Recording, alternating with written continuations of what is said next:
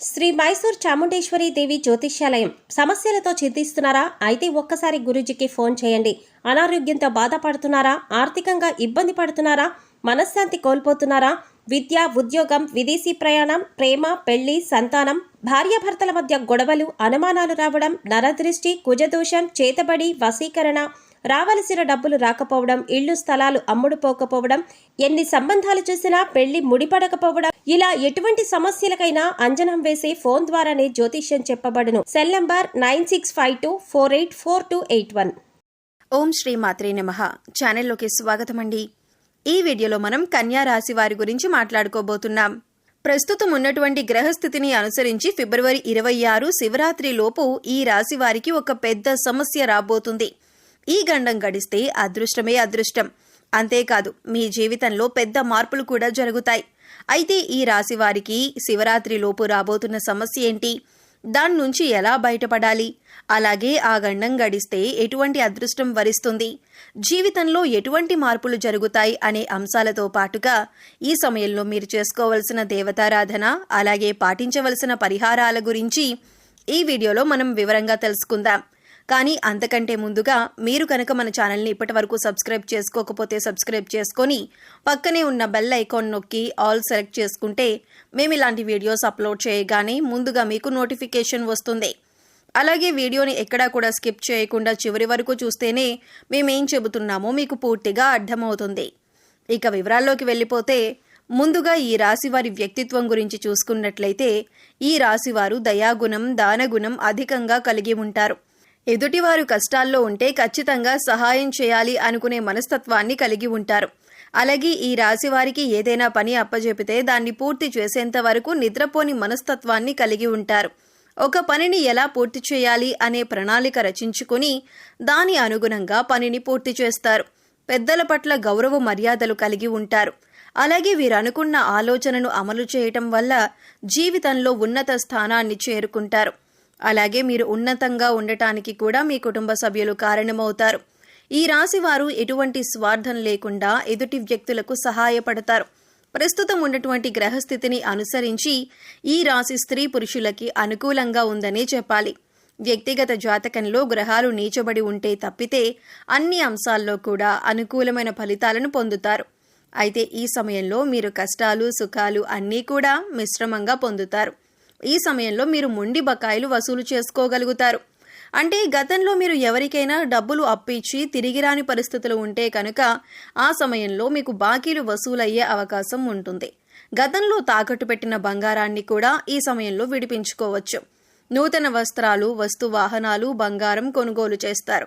దేవాలయ సందర్శనం చేస్తారు. కాలం మీకు చాలా అనుకూలంగా ఉంటుంది. సంతోషంగా కాలం గడుస్తుంది. తీర్థయాత్రలు కూడా చేస్తారు. ఇంట్లో శుభకార్యాలు నిర్వహిస్తారు. మనసులో ఏదో తెలియని అలజడి ఉంటుంది. అది వృత్తి, ఉద్యోగ, వ్యాపార లేదా కుటుంబానికి సంబంధించిన ఏ అంశమైనా సరే ఒక చిన్నపాటి కలత అనేది ఉంటుంది. జీవితాన్ని ప్రణాళికాబద్ధంగా ముందుకు తీసుకువెళ్ళలేకపోతున్నాం అని ఆలోచన కలిగి ఉంటారు. లేదా ఇతరుల్లాగా మనం సంతోషంగా ఉండలేకపోతున్నాం అనే ఆలోచన కలిగి ఉంటారు. లేదా మీకంటే చిన్న ఉద్యోగస్తులు ఎక్కువ జీతంతో సంతోషంగా ఉన్నారని, లేదా వారికి కొత్త ప్రాజెక్టులు ఉన్నాయని, సీనియారిటీ ఉన్నా మీకు రావట్లేదని ఇటువంటి ఆలోచన కలిగి ఉంటారు. ఇటువంటి చిన్న విచారం మీ మనసులో నెలకొని ఉంటుంది. ఇది మీ ఆందోళనకి కారణమవుతుంది. అయితే ఇదేమీ పెద్ద అంశం కాదు. దీన్ని గనక మీరు వదిలేస్తే మానసికంగా మీరు సంతోషంగా ఉండగలుగుతారు.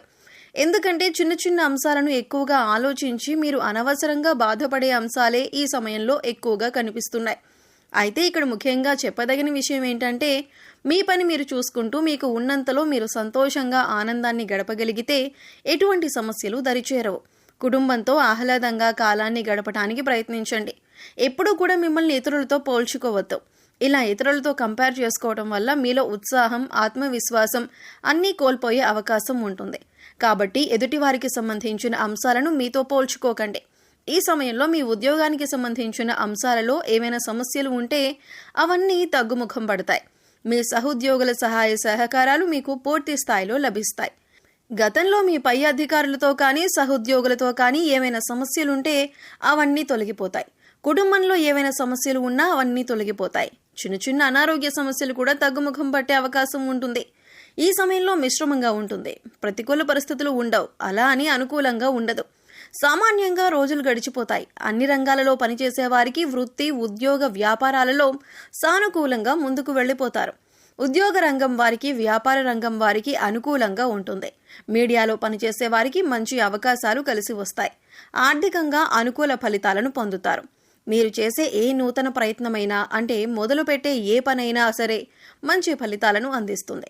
దిగ్విజయంగా ఆ పనులు పూర్తి చేస్తారు. విదేశాల నుంచి శుభవార్తను అందుకుంటారు. నిరుద్యోగస్తులకు నూతన ఉద్యోగ అవకాశాలు వస్తాయి. సమాజంలో ఉన్నత స్థాయి వ్యక్తులతో పరిచయాలు ఏర్పడతాయి.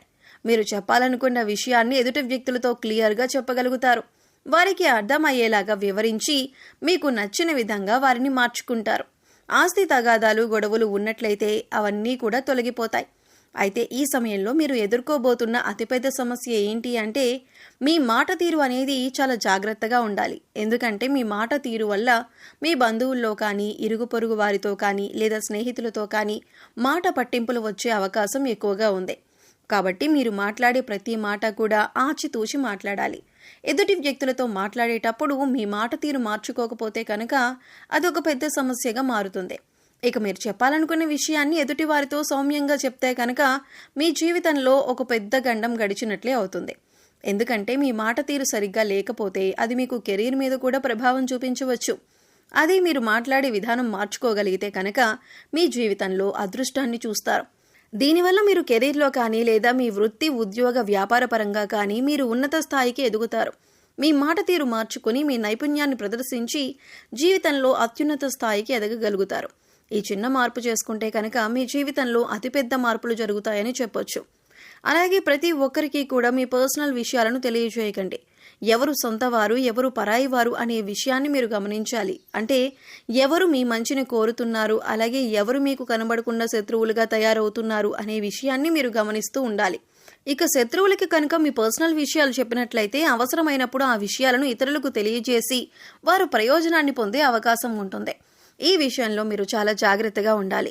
అలాగే మీ శక్తికి మించిన సహాయాన్ని కూడా మీరు చేయకండి. ఎవరైనా కష్టాల్లో ఉంటే సహాయపడటం మంచిదే, కానీ మీ శక్తికి మించి మాత్రం సహాయపడకండి. అలాగే డబ్బులు కూడా అవసరమైన వాటికి మాత్రమే ఆచితూచి ఖర్చు చేయండి. ఏదైనా కొత్త పని మొదలు పెట్టేటప్పుడు అనుభవజ్ఞుల సలహాలు, పెద్దల సలహాలు తీసుకోవడం మర్చిపోకండి. ఏదైనా విషయం మనకి తెలియదు అనుకున్నప్పుడు దానికోసం కష్టపడి నేర్చుకుని సాధించాలి అనే తపనను మీరు కలిగి ఉండాలి. ఇలా చేయటం వల్ల జీవితంలో మీరు ముందుకు వెళ్తారు, అత్యున్నతమైన స్థానాలను చేరుకుంటారు. ఇక ఈ సమయంలో ఎవరైనా ఏదైనా చిన్న మాట అన్నా కూడా దాన్ని పెద్దగా భూతద్దంలో పెట్టి చూడకండి. కేవలం మీరు ప్రత్యేకించి మనసుకు తీసుకొని బాధపడి కోరి సమస్యను తెచ్చుకోవటమే తప్ప ఎటువంటి సమస్యలు ఈ సమయంలో వచ్చే అవకాశాలు లేవు. ఇక ఈ సమయంలో మీరు చేసుకోవాల్సిన దేవతారాధన చూసుకున్నట్లయితే ప్రతి గురువారం కూడా గురుచరిత్రను పారాయణం చేయటం మంచిది. సిద్ధమంగళ స్తోత్రాన్ని చదవటానికి కానీ, లేదా వినటానికి కానీ ప్రయత్నించండి. అలాగే దక్షిణామూర్తి వారి ఆరాధన కూడా చేయటం మంచిది. గుడికి వెళ్ళినప్పుడు నవగ్రహాలకు 11 ప్రదక్షిణలు చేయండి. ఇలా చేయటం వల్ల మీలో ఉండే నిరుత్సాహం తగ్గుతుంది. ప్రతి సోమవారం శివుడికి అభిషేకం చేయించుకోండి. మీలో ఉన్న మానసిక సమస్యలకు పరిష్కారం దొరుకుతుంది. మానసికంగా దృఢంగా ఉంటారు. సో చూశారు కదండి, శివరాత్రిలోపు కన్యారాశి వారికి ఎటువంటి పెద్ద సమస్య రాబోతుంది, అలాగే ఈ సమస్య నుంచి బయటపడితే వీరికి ఎటువంటి అదృష్టం వరిస్తుంది అనే అంశాలతో పాటుగా ఈ సమయంలో మీరు చేసుకోవలసిన దేవతారాధన, అలాగే పాటించవలసిన పరిహారాల గురించి ఈ వీడియోలో మనం వివరంగా తెలుసుకున్నాం కదా. ఈ వీడియో మీకు నచ్చినట్లయితే లైక్ చేయండి. మీ ఫ్రెండ్స్ అండ్ ఫ్యామిలీ మెంబర్స్లో ఎవరైనా కన్యారాశి వారు ఉన్నట్లయితే వారితో ఈ వీడియోను షేర్ చేసుకోవటం మర్చిపోకండి. అలాగే ఇప్పటి వరకు మన ఛానల్ని సబ్స్క్రైబ్ చేసుకోకపోతే సబ్స్క్రైబ్ చేసుకొని పక్కనే ఉన్న బెల్ ఐకాన్ నొక్కి ఆల్ సెలెక్ట్ చేసుకుంటే మేము ఇలాంటి వీడియోస్ అప్లోడ్ చేయగానే ముందుగా మీకు నోటిఫికేషన్ వస్తుంది. మరో చక్కటి వీడియోతో మళ్ళీ కలుద్దామండి. ఓం శ్రీ మాత్రే నమః.